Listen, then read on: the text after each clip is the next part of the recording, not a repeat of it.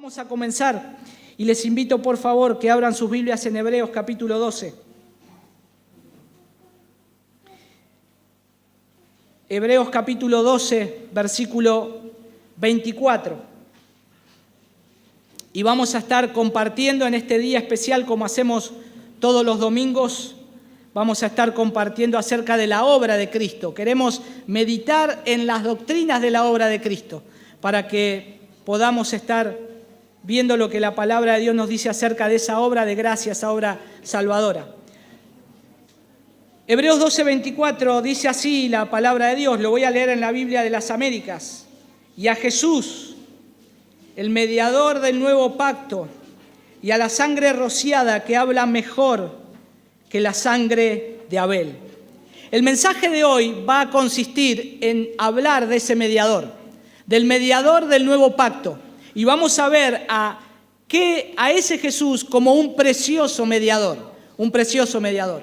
Vamos a estar yendo por distintos lugares de la Biblia donde nos habla esta verdad.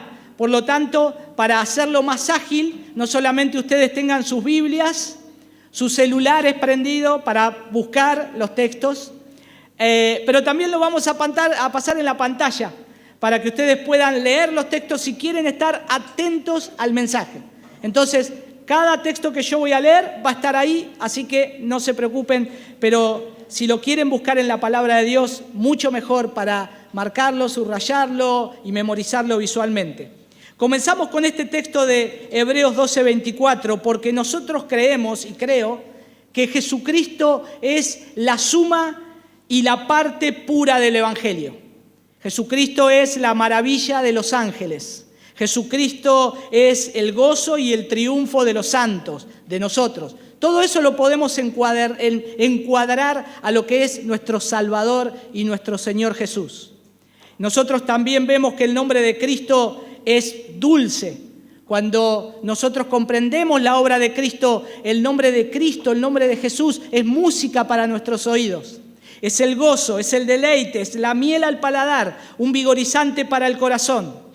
Y deseo que esta mañana podamos nosotros salir de acá enamorados de Jesús, que podamos salir de acá amando más a Jesús, que podamos irnos a nuestras casas deseando conocer más a Jesús, que nuestro corazón rebose del Señor, porque todos los hombres que han habitado este mundo, el único que todavía vive y es precioso, y dice la palabra que es el más hermoso de los hijos de los hombres, se llama Cristo Jesús.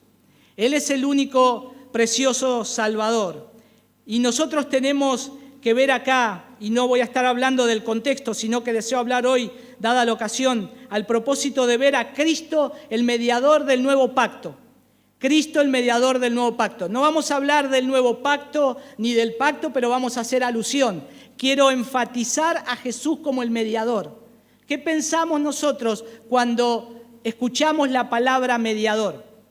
Hace un tiempo, muchos años atrás, yo me acuerdo que mi esposa terminó la carrera de trabajo social y ella decía, ¿cómo me gustaría estudiar la carrera de mediación? ¿Saben que hay una carrera que se estudia eso? Existen los mediadores.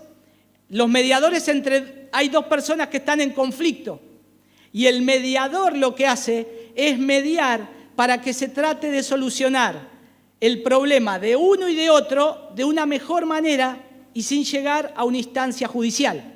Eso hace un mediador. Y el mediador se pone ahí, entonces empieza a mediar entre las dos partes. Y las dos partes se ponen de acuerdo y llegan a un acuerdo. Bueno, no nos vamos a hacer juicio, pero vamos a arreglar de alguna forma y se llega a un acuerdo.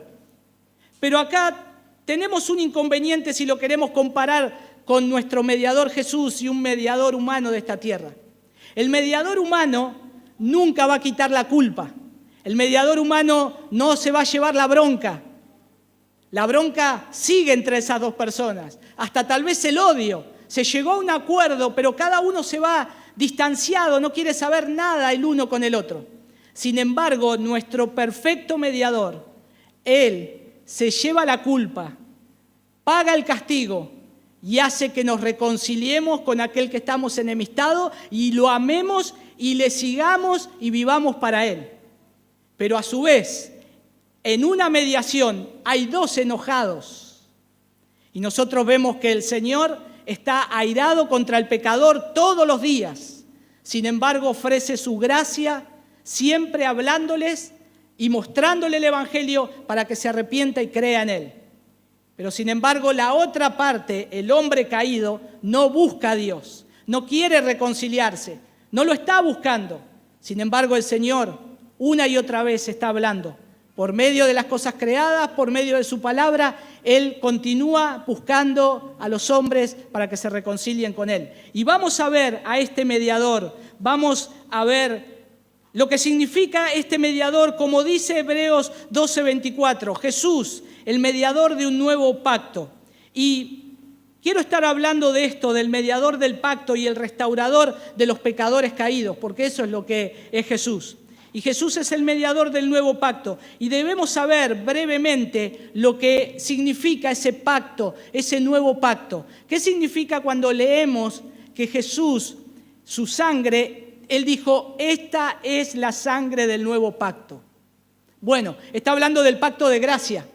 El pacto de gracia. El pacto de gracia es aquello por lo cual el Señor, a partir de Génesis capítulo 3, versículo 15, Él prometió que iba a nacer alguien, una simiente preciosa, una simiente santa, que iba a aplastar la cabeza de Satanás, la cabeza de la serpiente.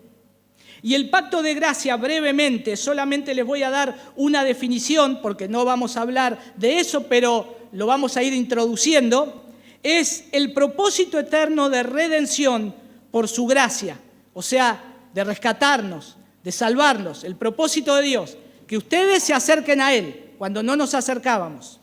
Concebido desde antes de la creación del mundo, anunciado primeramente en Génesis capítulo 3, versículo 15. Ahí ya está anunciado al hombre lo que Dios va a hacer, lo que Dios va a hacer. Revelado progresivamente a lo largo de la historia y cumplido en la persona y obra de Jesucristo, apropiado por fe en Él. Eso es el pacto de gracia. El pacto de gracia es todo lo que leemos en el Antiguo Testamento, todo lo que hicieron los antiguos era sombra de lo que iba a venir, la perfección. Aquel sacerdote que el Señor ya había escogido para esta tarea y se llama Jesús. Él es el mediador del nuevo pacto. Pero cuando leemos las Escrituras, dan varios nombres y títulos a Cristo como el gran restaurador de la humanidad. Hermanos, Cristo quiere traernos hacia Él. Ese es su propósito. Nunca lo debemos dudar. El Señor está llamando continuamente al pecador al arrepentimiento. Eso es lo que nosotros le recordamos a la persona cuando hablamos el Evangelio, cuando le predicamos el Evangelio o le hablamos acerca de Cristo. El Señor quiere y desea que los hombres se acerquen a Él y se reconcilien con Él. Pero Jesús tiene distintos nombres como mediador. En esta obra de ser un mediador entre una persona muerta en sus delitos y pecados y un Dios completamente santo, 3 veces santo, habita en santidad, ¿cómo puede hacer para que esta persona muerta se acerque a ese Dios santo? Está muerta en sus delitos y pecados, no quiere acercarse a Dios. Y este Dios está enojado con ese pecador. Pero ¿cómo se acerca? No puede por sus obras, no puede hacerlo, está muerto. Bueno, ahí está el mediador, ahí aparece Jesús, este mediador del nuevo pacto. Pero quiero ver y mostrarles que este mediador, para comprender la obra de mediación de Cristo, yo tengo que entender varios elementos. Y el primero que quiero citar acá es que también ese mediador es llamado el Salvador. Miren lo que dice Mateo capítulo 1, versículo 21. Y dará a luz un hijo cuando la anunciación, ¿no? Y le pondrás por nombre Jesús, porque Él salvará a su pueblo de sus pecados. Y este es el título que se le da al Señor, ese Salvador, porque el propósito de Él, el que Él va a salvar a su pueblo de sus pecados. La palabra hebrea usada como Jesús significa Salvador. Y Él los va a salvar. ¿De qué? Del pecado. ¿De qué? Del infierno. de la condenación eterna. Cuando nosotros le hablamos a la gente del Evangelio, Jesús te quiere salvar. Y ellos dicen, ¿salvar de qué? Yo estoy bien, no estoy en peligro, mirá. Tengo plata, tengo un seguro médico, tengo un seguro de vida, mi casa está bien, tengo un trabajo bien, mi salud, me hice el último chequeo y no tengo nada, mi corazón anda perfecto, no tengo enfermedad. ¿Salvarme de qué? Salvarte de la ira venidera, salvarte de la ira de Dios que se aproxima. Y ahí es donde tenemos que comprender que Jesús vino a salvarnos de nuestros pecados. Donde está este suficiente Salvador, está también el suficiente santificador. Porque no solamente el Señor Jesús nos salva y nos deja solo. Jesús nos salva y comienza a obrar en nosotros por medio de su Espíritu Santo. Nunca más vamos a estar solos cuando Jesús nos salvó. Ahí nosotros también tenemos en Hechos capítulo 4, versículo 12, cuando se recuerda ahí, se está predicando el Evangelio y dice, y en ningún otro hay salvación, porque no hay otro nombre bajo el cielo dado a los hombres en el cual podamos ser salvos. ¿Podemos ser salvos por medio de una iglesia, según este texto? No. ¿Podemos ser salvos por una religión? No. ¿Podemos ser salvos por un predicador? No. El único en el cual podemos ser salvos es este precioso mediador y se llama Cristo Jesús. En ningún otro hay salvación. De la misma manera, hermano, que hubo un arca para salvar al mundo de morir ahogado. Solamente en la época de Noé, cuando había tanta transgresión, tanta perversión, Dios dijo, a Noé le dio la orden, haz un arca. Y no había muchos arcas, era una solo. De la misma manera hay un solo Salvador, así como hubo un solo arca para ser salvo. Y que todos los hombres tenían que correr para ser salvos a ese Salvador, a ese arca. Pero eso es una prefigura del Salvador que iba a venir, de Cristo. Una imagen de aquel que la gente tiene que mirar y correr para ser salvo. Pero hoy la gente no quiere correr a Jesús. ¿Qué hace? Como en los tiempos de Noé. Se predica el Evangelio, venía Jesús, arrepentite de tus pecados, pero la gente está en sus fiestas, está en sus orgías, en sus borracheras, en sus distracciones.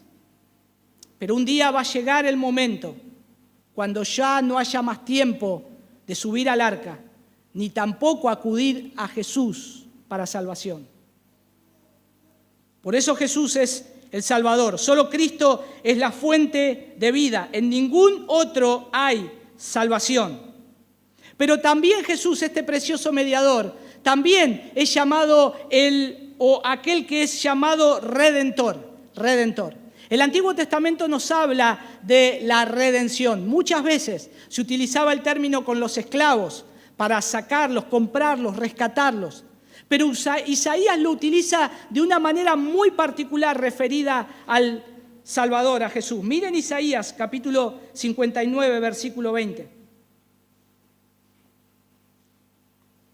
Y vendrá un Redentor a Sión, y a los que en Jacob se aparten de la transgresión, declara el Señor. Noten que lo que está diciendo acá es, y vendrá el Redentor a Sión. Acá está hablando de Jesucristo, está hablando de Cristo que va a ser el Redentor de los escogidos, va a ser el Redentor de ese pueblo, pero va a venir ahí de Sión. Y este es el mismo Redentor, con la misma palabra que Job utilizó en el capítulo 19, versículo 25, cuando él dijo, yo sé que mi Redentor vive y al final se levantará del polvo. Yo sé que mi Redentor vive y al final se levantará del polvo. Ese es nuestro Cristo mediador, Redentor. No solamente el mediador que tenemos hoy entre nosotros y Dios es el que nos salva, pero a su vez también es el que nos rescata, el que nos redime. La palabra redentor en hebreo significa pariente cercano que tiene el derecho de redimir a alguien para darle vida. Es como un pariente cercano que tiene el derecho de redimir una deuda, para darle esperanza. Y eso es lo que hace Jesús. Cuando nos salva, nos trae esperanza de que ahora no estamos más enemistados con Dios. Pero tenemos que tener en la mente que el problema que nosotros tenemos no es de esta tierra, no es una enfermedad, no es algo pasajero. El problema que tenemos es con el Dios de los cielos, el soberano, con el que nos vamos a encontrar y vamos a vivir luego de esta vida una eternidad, fuera de Él o con Él. El mundo que nosotros hoy vivimos es algo pasajero, es una neblina, es un soplo. Hoy estamos, mañana ya no estamos más. Como alguien dice a veces, ¿no? En los velorios, no somos nada. Y no somos nada, ciertamente. Somos solo una neblina que pasa. Sin embargo, yo tengo que estar pensando en el Dios soberano. ¿Y quién me va a rescatar de la ira venidera? Porque la redención implica un pago para librar a alguien o alguna cosa. La redención es que te están pagando por algo para librarte de una condenación, de una deuda, de algo. Y eso es lo que Jesús hace. Cristo nos redime de la maldición de la ley. Miren Gálatas capítulo 3, versículo 13. Lo que dice, Cristo nos redimió de la maldición de la ley. Ahí está subrayada esas palabras, porque es de lo que el Señor nos rescató, habiéndose hecho maldición por nosotros, porque escrito está, maldito todo el que cuelga de un madero. Nos rescató, nos redimió. También tenemos ahí Gálatas capítulo 4, versículo 4 al 6, ahí cerquita, un capítulo más adelante. Pero cuando vino la plenitud del tiempo, Dios envió a su Hijo, nacido de mujer, nacido bajo la ley, versículo 5, a fin de que redimiera a los que estaban bajo la ley, para que recibiéramos la adopción de hijos. Noten el énfasis ahí, en redención, en redimir, en rescatar. La redención cristiana enfatiza la compra de un esclavo de su antiguo amo. ¿Cuál era nuestro antiguo amo? El pecado. El pecado, ese era nuestro amo, éramos esclavos y vivíamos en pecado y no podíamos hacer otra cosa que esa esfera de pecar y nos gustaba pecar y nos castigaba y estábamos en pecado. Sin embargo, la redención cristiana enfatiza esa compra, de modo que ahora está libre para servir a su nuevo amo, que ¿quién es? Dios. El Señor te rescató y nos rescató a cada uno de nosotros, no para que hagamos cualquier cosa. Bueno, ahora el Señor me rescató, tengo un libre albedrío. No, mi hermanos, no confundamos eso. No es libre albedrío. Lo que está diciendo el Señor acá, te rescató porque ahora Él es tu amo. Él es tu Señor. Somos sus siervos, somos sus esclavos. Estamos ahora bajo la esfera de Dios. Y estamos bien y tenemos libertad para hacer todo lo que Dios nos dice que podamos hacer para vivir una vida y vida en abundancia, que es lo que nuestro Señor prometió también. Pero también nuestro Señor y el precioso mediador, también lo podemos ver como ese mismo mediador. Y yo creo que acá es donde volvemos a este texto inicial de Hebreos capítulo 12, versículo 24. Porque ese mediador del nuevo pacto es Cristo, que dice ahí Hebreos 9:24. Quiero que busquen ahí Hebreos 9:24, lo van a tener acá. Porque Cristo no entró en un lugar santo, hecho por mano, una representación del verdadero, sino en el cielo mismo, para presentarse ahora en la presencia de Dios por nosotros. Cristo se pone en medio. Cristo es ese perfecto mediador. Jesús es el mediador del nuevo pacto. Y la palabra mediador significa intercesor. Intercesor, aquel que está en el medio, el que cubre la brecha entre dos partes en desacuerdo. El tema, hermanos, que acá hay dos partes enemistadas. En este caso nosotros y Dios. Pero Dios es un ser perfecto, 3 veces santo, y Él no tiene pecado, no tiene error. Sin embargo, nosotros sí tenemos pecados, sí estamos caídos. El problema es nuestro. El problema es de nosotros. Y esto es que Dios y nosotros estamos en desacuerdo a causa del pecado. Es diferente cuando nosotros tenemos problemas con alguno, ¿no? Cuando tenemos problemas con alguien, nosotros decimos, bueno, voy a solucionar el problema con esta persona. Y hablo. Y digo, bueno, ya gracias a Dios se solucionó. Pero siempre en la discusión, ¿qué pasa? Siempre nosotros algo de razón queremos tener. Siempre queremos ver en el otro que en algo se equivocó. Bueno, tampoco es que sos tan santo. En algo te equivocaste, me contestaste mal, me hablaste mal. Y entonces siempre algo malo hay en el otro. Sin embargo, acá estamos enemistados con Dios y en Él no hay nada malo. Es todo perfecto. No lo podemos acusar de nada. No podemos echarle la culpa de algo, aunque sea lo más mínimo. Porque Jesús, nuestro perfecto mediador, es el que nos recuerda quién es Dios. ¿Quién es Dios? Nos recuerda que ese Dios se está acercando al hombre pecador para darle vida y traerlo hacia Él. Traerlo hacia Él. Ahora Cristo intercede, actúa, podríamos decir, como un árbitro entre nosotros. Eso es lo que hace el mediador. Nos reconcilia con Dios a través de su sangre vertida en la cruz. Por eso dice Hebreos, Jesús es el mediador del nuevo pacto. Ahora ya no sirven los sacrificios antiguos. Ahora esta sangre va a ser la que va a librar al pueblo de sus pecados. Él es el Salvador. Y eso es lo que hoy recordamos al beber esa copa que representa la sangre, comer el pan que representa el cuerpo. Y esto debe quedar bien en claro, hermanos y amigos, porque no hay manera de que haya comunión y relación entre Dios y el hombre si no está el mediador. No existe, no busquen, no hay una opción, otra opción. La única opción para reconciliarte con Dios es por medio de Jesús. Es por medio de Jesús. No es por medio de hacer actitudes religiosas.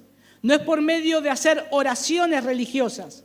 Es por medio de una relación y comprensión de quién es Jesús para mí, como el Salvador y como el mediador. Cómo Él me reconcilia con Dios. Y ahí lo leíamos, Hebreos 9:24, que es donde nos dice que Cristo se pone ahí en el medio, quita la enemistad en nosotros y la ira de Dios, y lo que trae es paz. Paz. Cuando estábamos airados, cuando Dios estaba airado contra nosotros, ahora Él intercede y trae paz. Y Cristo, noten ahí en Hebreos 9:24 que Cristo no es solo llamado un mediador de reconciliación, sino también que es llamado un intercesor. Un intercesor. El Señor dice ahí en Hebreos 9:24, porque Cristo no entró en un lugar santo hecho por manos, una representación del verdadero, sino en el cielo mismo, para presentarse ahora en la presencia de Dios por nosotros. Ese mediador no solo nos reconcilia con Dios, sino que intercede por nosotros. Es Jesús, esa es una obra de Jesús, es una obra de Cristo, de nuestro precioso Salvador. Y hay dos cosas que tiene nuestro Salvador y nuestro mediador. Creo y quiero que consideremos dos cosas en esto, dado todos los textos que hemos leído hasta acá. Es su persona y su gracia. En Jesús yo tengo que verlo a Él, por medio de las Escrituras, lo que Él es como hombre y como Dios, y esa gracia que ha sido derramada en Él, y que a su vez es una gracia que se derrama hacia nosotros. Y veamos un poco su persona. Miren Hebreos capítulo 1, versículo 3. Hebreos 1:3. Dice, el cual siendo el resplandor de su gloria y la imagen misma de su sustancia, y quien sustenta todas las cosas con la palabra de su poder. Pero ahí está subrayado, la imagen misma de su sustancia. O sea, la imagen misma de la sustancia de nuestro Salvador, de Cristo, es la hermosura y el amor que emanan del Padre. Ese es nuestro Salvador, ese es nuestro mediador. Tenemos que reconocer su persona, quién fue Él. ¿Cuántos historiadores que hablan de Jesús, que escriben libros acerca de Jesús, pero no conocen a Jesús? No conocen qué hermoso que es, qué precioso que es. Cuando el Señor nos salva por su gracia y nos trae hacia Él, nos abre el entendimiento, nos abre los ojos, ahora nosotros podemos ver a Jesús. Y ahora le podemos amar y vemos qué precioso que es, qué hermoso que es mi Salvador, qué hermoso que es mi Jesús, qué precioso, ¿cómo no voy a dar mi vida por Él? ¿Cómo no voy a conocerle a Él? ¿Cómo no voy a acudir a Él? Él es precioso, es hermoso. Sin embargo, ahí nosotros también debemos confiar en nuestro Señor, confiar en esa naturaleza humana encarnada. Miren Juan capítulo 1, versículo 14. Juan 1, 14. Y aquel verbo, dice, fue hecho carne y habitó entre nosotros y vimos su gloria, gloria como del unigénito del Padre, lleno de gracia y de verdad. ¿Cómo pudo escribir Juan esto? Porque a él se le reveló Cristo, le abrió el entendimiento. ¿Qué persona puede hablar y decir que vio a un hombre lleno de gracia y de verdad y que vio al mismo Dios caminando? Nadie podía ver a Dios, nadie puede ver a Dios porque van a morir. Sin embargo, vieron a Jesús y vieron a Dios. Era la deidad, estaba Él, se estaba manifestando y es ese verbo que fue hecho carne en persona, y aquel verbo fue hecho carne y se refiere a Cristo, al Mesías prometido, al que profetizaron antiguamente. Ahora está entre nosotros, ahora está caminando. Cristo se hizo carne, carne como la nuestra, para que la misma naturaleza que pecó sufriera. Jesús, ¿por qué se hizo carne? Y esto lo debemos saber. Se hizo carne porque nosotros somos carne. Y porque nosotros somos los condenados al infierno. Por eso es una herejía la frase que dice, Dios ama al hombre pero aborrece el pecado. ¿Y a quién echa al infierno? ¿Al pecado o al hombre? Todo completo. Y es una gran mentira. Y que lleva más gente al infierno de lo que pensamos.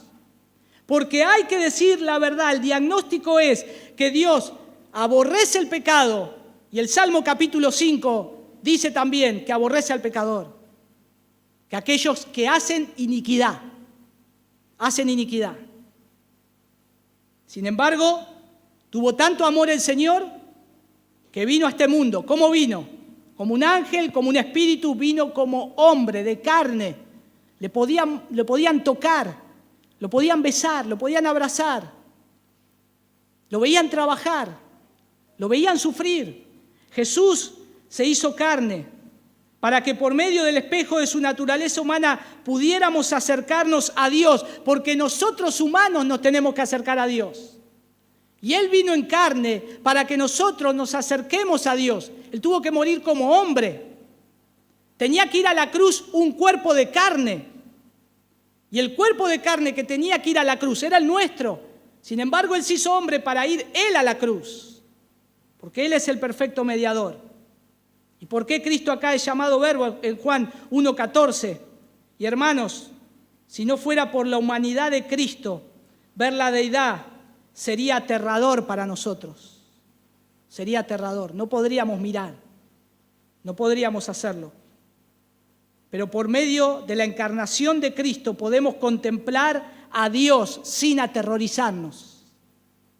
Por medio de que Él se hizo hombre, podemos ver ahora a Jesús y acercarnos a Dios sin aterrorizarnos, porque vemos a Cristo, el mediador, lo vemos a Él. Cristo se vistió de nuestra carne para poder saber cómo tener compasión de nosotros. Por el hecho de la encarnación sabe cómo ser débil, triste, tentado. Todo eso Jesús lo supo. Jesús supo y a su vez lo hablaron anteriormente. El salmista en uno de sus salmos, él reconoce y dice, Él conoce nuestra condición. sabe lo que somos nosotros. Y Jesús se hizo carne por eso, se hizo hombre, persona. Nuestra doctrina es y siempre debe ser fuerte en la deidad de Cristo. No podemos separar la deidad de Cristo. No podemos separar a Dios y a Cristo y al Espíritu Santo. No lo podemos separar. Es todo uno. Es fuerte en el cristianismo. Porque donde separamos la deidad, ya no tenemos un mediador, una persona, un verbo encarnado. Todo por partes. Ahora tenemos todo juntos y vemos que la Escritura nos habla porque esta doctrina es bíblica. La palabra de Dios dice ahí, miren, Colosenses 2:9. Colosenses 2:9. Porque toda la plenitud de la deidad reside ¿dónde? Corporalmente en Él. En Él habita toda la plenitud de la deidad. En Cristo comparte la misma naturaleza y esencia con el Padre. ¿Es Dios el Padre el que escudriña los corazones? Bueno, también es Cristo el que escudriña los corazones. Jesús lo manifestó de esa manera cuando también ahí, ¿se acuerdan antes de Juan capítulo 3? Cuando se le acercaba a la gente y el Señor en los últimos versículos de Juan capítulo 2 dice, pero Jesús no se fiaba de nadie porque Él conocía lo que había dentro del hombre. ¿Quién puede conocer lo que hay adentro del hombre? Solamente Dios. Y si Jesús conocía lo que había adentro del hombre es porque Él era Dios. Él era el Verbo encarnado. Pero también Jesús no solamente es llamado aquel que es el hombre, la persona, sino también el Padre eterno. Padre eterno. Jesús es nuestro Padre eterno. Miren Isaías capítulo 9, versículo 6. Porque un niño nos es nacido, hijo nos es dado, y el principado sobre su hombro, y se llamará su nombre admirable, consejero, Dios fuerte, Padre eterno, príncipe de paz. Jesús es nuestro Padre eterno también. Jesús se revela de esa manera, porque el que nació iba a ser llamado de esa manera. El que nació es ese Padre eterno, Cristo preexistente como deidad que existía desde antes. Eso nos está marcando la Escritura. Es el mismo. Hermanos, la sangre de Cristo es llamada también la sangre de Dios. Cristo derramó su sangre en el Calvario, pero Dios derramó su sangre en el Calvario. Miren Hechos capítulo 20, versículo 28. Hechos 20, 28. Tened cuidado de vosotros y de toda la grey, en medio de cual el Espíritu Santo os ha hecho obispos para pastorear la iglesia de Dios, la cual Él compró con su propia sangre. Entonces el que muere en la cruz es el Hijo de Dios, encarnado como hombre, pero el misterio, hermanos, si uno dice, ¿cómo es esto? Me rompe la cabeza, rompete la cabeza. Pero no podemos separar la deidad. Era Dios yendo a la cruz, pero a su vez manifestado en el Hijo por esa obra que Él tenía que hacer. Él era el que tenía que ir a morir. ¿Se acuerdan? Hace un mes atrás, cuando vimos ese acuerdo que hubo entre Dios y el Hijo, Jesús tenía que ir a morir a la cruz. Era el plan de Dios. Y hay una implicación acá, clara, que la sangre de Cristo es llamada también, antes la llamaban la sanguis Dei, la sangre de Dios. Es esa misma sangre, es la sangre del Señor Dios, porque la persona ofrecida como sacrificio es Dios, al igual que el hombre. Y uno dice, ¿cómo podemos ver a Dios muriendo en la cruz y a Dios trayendo la ira sobre Él mismo? Es un misterio. Solamente la Escritura nos dice y nos revela esto. Jesús es el mediador. Jesús es el que reveló a Dios. Jesús es el que murió en la cruz por nuestros pecados. Pero Él es Dios. Él es Dios. Es un perfecto mediador. Y esto es una confirmación indubitable para el creyente. Fue Dios el agraviado, pero a su vez también Fue Dios quien logró su propia satisfacción del agravio. Fue Dios el que nosotros pecamos contra Él. Su ira está sobre nosotros. Ahora, tiene que ir alguien a morir en la cruz. Bueno, que pague el hombre, que vayamos nosotros. ¿Qué podemos dar a cambio? ¿Qué podemos ofrecer por nuestra salvación? Si nos dirían, bueno, tenés que morir, tenés que ser crucificado para que el Señor te perdone. Hay unos tours por, no sé si Filipinas, Tailandia, no me acuerdo dónde, donde hay hombres que pagan para que los crucifiquen, para sentir lo que sintió Jesús. Una tontería, hermanos. Nunca van a poder sentir lo que sintió Jesús. A Jesús le dolieron los clavos, le dolieron los golpes, pero más le dolió la ira del Padre sobre él. Y esa era la copa que él no quería beber. Si fuese de mí, pasa esta copa. Se tenía que beber toda la ira de nuestros pecados, la culpa de nuestros pecados, la ira de todos aquellos que el Señor llamó por su nombre, iba a ser bebida por el Señor Jesús. Eso no lo puede hacer ningún mortal. Y vemos acá que tenemos en Cristo las dos naturalezas. Entonces, Dios hombre. Miren lo que dice 1 de Timoteo capítulo 3, versículo 16. Pablo hablando a Timoteo para que él exponga con precisión la palabra de Dios. Y le dice, Timoteo, no te olvides de decir esto, de predicar esto, que indiscutiblemente grande es el misterio de la piedad. Cristo, o Él fue manifestado en la carne, vindicado en el Espíritu, contemplado por los ángeles, proclamado entre las naciones, creído en el mundo, recibido arriba en gloria. Jesús fue manifestado en la naturaleza, Dios fue manifestado en la carne. Cristo tenía una sustancia doble, divina y humana, pero no obstante, estas dos constituyen dos personas distintas. Las dos naturalezas conforman a Cristo. Es Cristo, es ese precioso mediador. Pero deseo que consideres a Cristo como ese mediador también lleno de gracia y de verdad. No solo todo esto que estamos hoy contemplando, quién es nuestro precioso Jesús. Ese mediador está lleno de gracia y de verdad. Miren lo que dice ahí en Juan capítulo 1, versículo 14. Que Él, vieron su gloria, habitó entre nosotros, dice Juan. Pero no solo ellos vieron la gloria y la autoridad, lo vieron lleno de gracia y de verdad. Jesús caminaba entre la gente y ellos lo veían, aquellos en el cual el Señor los había llamado. Y ellos podían ver a Jesús lleno de gracia y de verdad. Había otros que no lo veían lleno de gracia y de verdad. Había otros que lo odiaban. Sin embargo, Juan dice, nosotros lo vimos lleno de gracia y de verdad. Es como ver una flor a lo lejos o cerca. Uno ve, qué preciosa flor. Miren qué hermosa que es.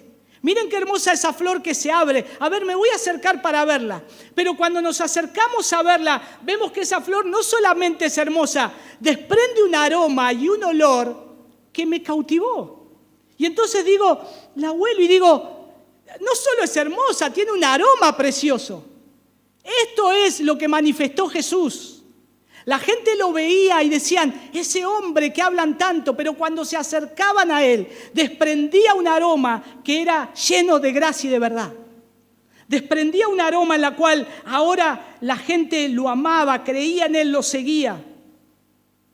Las gracias de Cristo son el dulce aroma de su esencia. Para nosotros tiene que ser. Cristo tuvo la unción sin medida del Espíritu. La unción sin medida del Espíritu. La gracia de Cristo es superior y más gloriosa que la de cualquiera de los santos. Cada uno de nosotros podemos ser buenos en alguna manera, tener gracia con otros, pero en un momento eso se acaba, ¿no? En un momento se va la gracia y ahora no tengo gracia, tengo otra cosa. Sin embargo, en Jesús tuvo gracia sin medida. Estaba lleno de gracia, porque nuestro mediador es perfecto también en toda gracia. Miren Colosenses 1:19. Colosenses 1:19. Dice, porque agradó al Padre que en Él habitara toda la plenitud. En Jesús habitó toda la plenitud y a veces nos sorprende cuando alguien llega con una caja con regalos, ¿no? O supongamos, no tenemos mercadería y llega alguien con una caja. Mirá, fui al supermercado y te traje. ¡Wow!, decimos nosotros. Mirá, un poco de esto, un poco de harina, un poco de aceite, un poco de carne. Gracias, qué buena provisión. Bueno, hermanos, Jesús es un barco lleno de gracias. Jesús tiene gracia sin medida para con sus hijos. Jesús es una nave llena de abundantes tesoros celestiales para nosotros sin medida. Nos provee diariamente. No hay santo sobre la tierra que lo iguale. Nadie te va a poder dar tanto como te da Jesús. Si pensás que tu esposa o tu esposo te puede amar tanto, Jesús te ama más. Si pensás que el amor te lo da un hijo, Jesús te lo da el doble. Si pensás que algo te satisface en este mundo, Jesús te da camionadas de muchas más bendiciones. Nadie iguala a Jesús, nadie iguala a nuestro Señor. No hay santo sobre la tierra que le iguale. Nada te podrá dar tanto y más como te da Jesús. Abraham fue destacado en su fe, padre de la fe. Moisés fue destacado en humildad. Pero Jesús sobrepasa toda gracia, aún la de ellos. A alguien mucho más mayor tenían entre ellos, más que Abraham, más que Moisés, más que este templo, estaba Jesús. Lo otro que debes considerar es que hay una plenitud de gracia en Cristo que nunca falla, nunca falla. Nosotros tenemos estados de ánimos. Yo puedo amar a mi esposa cuando estoy bien, pero a veces cuando tengo un mal día no la amo tanto como ella quisiera. Sin embargo, en Jesús, su gracia no es un sub y baja de emociones. Jesús da a todos parejo, aun cuando nosotros le ofendemos en su cara, aun cuando nosotros le somos infieles. Jesús sigue mostrando su fidelidad. Jesús no tiene esa gracia en el mismo grado o va cambiando en un grado o proporción. Jesús la tiene siempre en un grado mayor y en proporción mayores. Nosotros vemos en la época del Antiguo Testamento, David era ágil y fuerte, el que vencía a sus 10.000. Pero después David, ¿cómo estaba? Débil en su fe, a punto de morirse. Señor, estoy deprimido. Los salmos, hay salmos de él que dicen eso. Un sub y baja. Jesús no es así.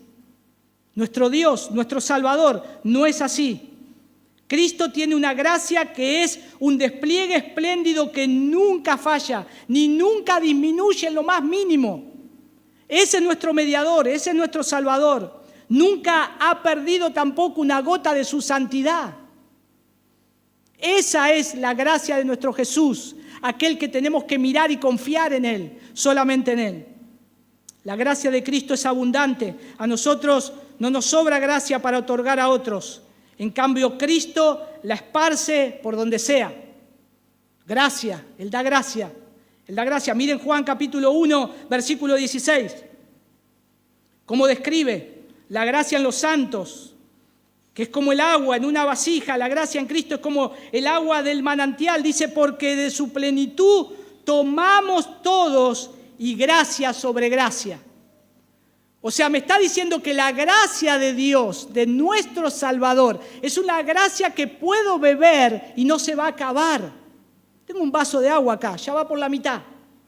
Y si se me termina, me voy a quedar con sed. Jesús es un manantial que brota agua. Brota agua. En la casa de mis suegros tiene una canaleta ahí, donde a veces mi suegro pone un balde para que la lluvia caiga y llene ese balde para regar.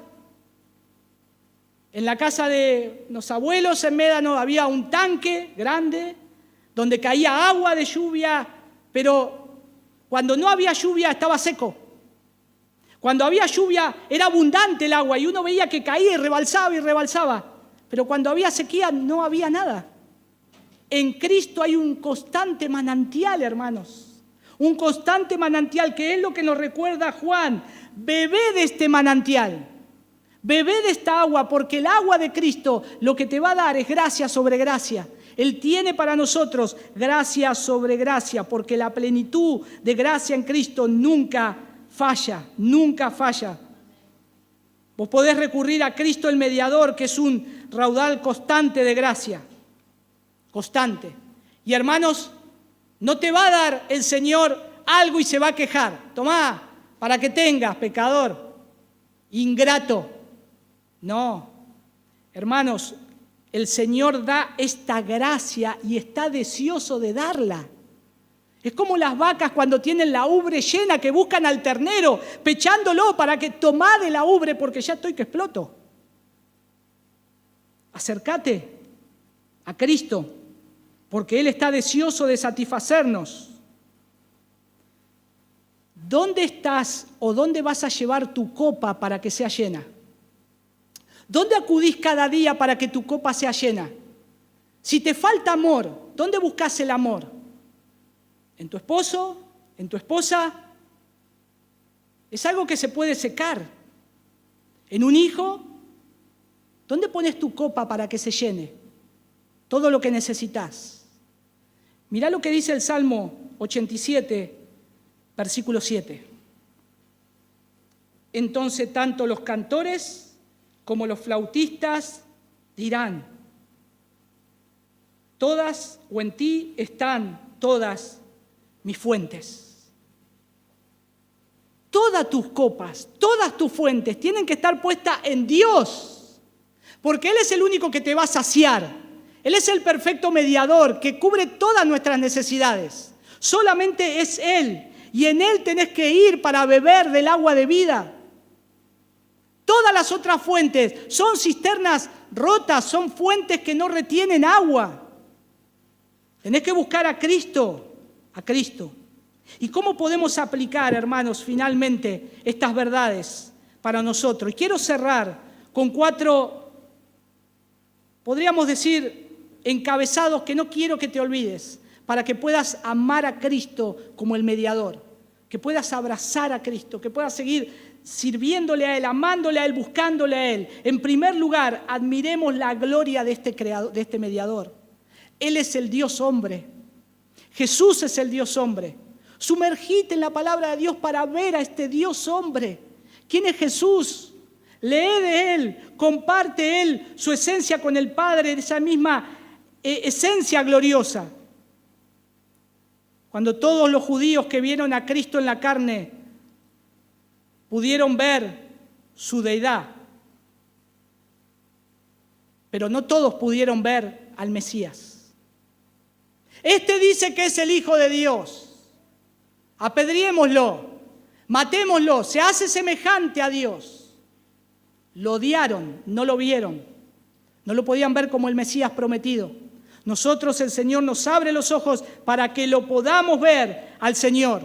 La única manera que podés contemplar la hermosura de Jesús, a este mediador, lo único que puede hacerlo es con los ojos que Dios te da. El Señor te tiene que abrir el entendimiento. Abre mis ojos, Señor, para que vea las maravillas de tu ley. Cuando los que pasaban por donde estaba el templo que Salomón había hecho, pasaban y era un templo majestuoso, era un templo glorioso. Salomón utilizó todos sus recursos casi para hacer el templo y no hay otro templo como ese, ni va a existir. Sin embargo, los caminantes pasaban y veían de afuera el templo y se maravillaban y decían: ¡wow! Mirá el templo del gran Salomón. Pero ellos, los que pasaban caminando, no podían ver adentro del templo, donde se podían ver en ese lugar santo, se podía ver el oro que había, las piedras preciosas incrustadas en las paredes que deslumbraban cualquier ojo humano, porque el único que podía ver eso era el sacerdote. Hermanos, solamente vamos a contemplar a Jesús si hemos sido salvados por Él, porque podemos entrar a ese lugar santísimo.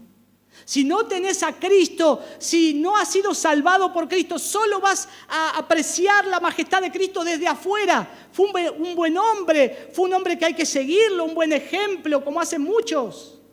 Es alguien digno de imitar, qué buena persona. Pero si no ves, no tenés un corazón regenerado y los ojos abiertos, no vas a poder ver la hermosura que hay en él. Así como no se podía ver la hermosura de adentro del templo de Salomón. Y el único que entraba era el sacerdote. ¿Y qué Dios nos llamó? Nos llamó y nos hizo reyes y sacerdotes. Nos hizo sacerdotes para que podamos disfrutar de la presencia de Él. No para jactarme y decir, ahora soy cristiano. Mirá a los otros pecadores, familiares, herejes.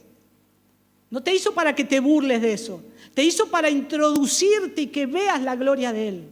Para que veas su majestad. Lo segundo es, si Cristo es Dios y hombre en una persona, entonces confiemos solo en Él para ser salvos.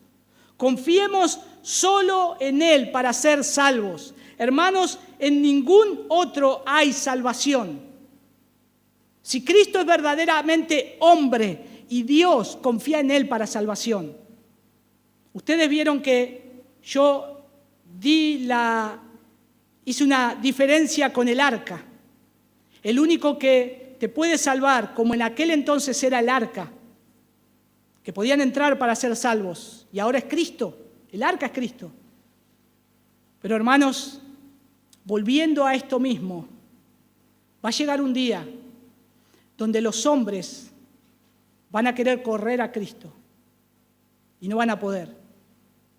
Pero aún así, hoy los hombres teniendo a Cristo, ¿saben dónde ponen su confianza? De la ira venidera. No tengo problemas. Yo tengo un buen pasar. No tengo problema, tengo una buena familia. A mí eso no me va a pasar. Eso es confiar en un árbol. Porque cuando vino el diluvio, los hombres, ya no pudiendo entrar al arca, ¿dónde buscaron los lugares para protegerse cuando viene el agua? En los lugares altos. Se subían a los árboles, se subían a las montañas, a los cerros, y todo quedó cubierto por el agua. Nosotros tenemos que ver que en esa época confiaron en los montes, en los árboles altos y se ahogaron en vez de confiar en un Salvador. Hoy los hombres confían en esas cosas y no ven al Salvador y van a morir ahogados en sus delitos y pecados. Hay que confiar en Jesús.